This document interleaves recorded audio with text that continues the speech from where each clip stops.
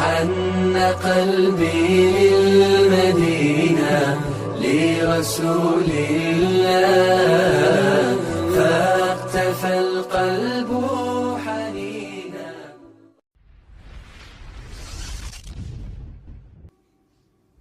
Bu biz Alloh subhanahu va taologa muhtojmiz.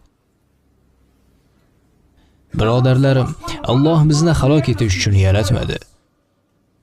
U zot bizni jazolash uchun ham yaratmadi. Bizning hayotimizni qiyinlashtirish uchun ham emas. Alloh bizni ibodat uchun yaratdi. Unga bandalik qilishimiz uchun yaratdi. Bu aslida nima? Aytaylik, sen bor imkoningni ishga solib yashayapsan.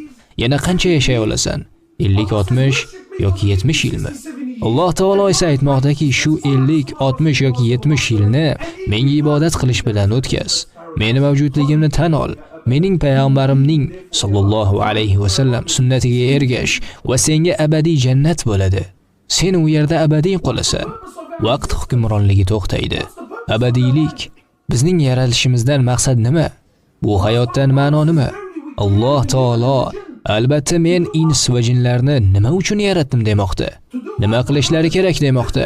Birodarlarim, keling, haqqoniy bo'laylik. Nima uchun Alloh bizni yaratdi? Nima uchun? Uylar qurish uchunmi? Nima uchun? Mashina sotib olish uchunmi? Men bularni harom demoqchi emasman.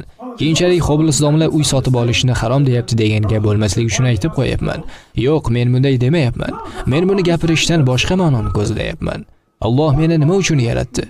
Nega men bu yer? Menda bor yo'g'i nari borsa 50, 60 yil qoldi xolos. Aytaylik, men to'laqonli hayot kechirdim deylik. Shunda ham menda 50-60 yilgina bo'ladi. Ko'plarimiz yarim hayotini yashab bo'ldi. Aksariyatimiz hayotimizni yarmidan ko'pini yashab bo'ldik. Bu bilan nimaga erishding? Alloh, men sizlarni nima uchun yaratdim demoqda? Menga ibodat qilishingiz uchun, meni tanishingiz uchun, meni tan olishingiz uchun, menga qaytishingiz uchun, menga bo'ysunishingiz uchun, mening amrlarimga itoat qilishingiz uchun demoqda. Mana nima uchun sen yaratilgansan. Birodarlarim, bir narsani tushuning. Alloh uchun sening bankdagi hisob raqamingda qancha puling borligi ahamiyatsiz, mutlaqo ahamiyatsiz. Alloh uchun qanday kiyinishingning ham ahamiyati yo'q. Gucci, Louis Vuitton, bularning bari Allohning huzurida axlat xolos, umuman ahamiyatsiz. Bularning senda bor va boshqalarda yo'qligi senga yoqadi xolos. Bu va sen kibrlanib yurishni boshlaysan. O'zingni hammadan zo'rman deb o'ylashni boshlaysan. Shu xolos. Agar qimmat mashina sotib olsang, maqtanish uchun qayerga borasan? Lamborghini va Ferrarisini ko'z-ko'z qilib yurgan oliftalarning oldiga bormaysan.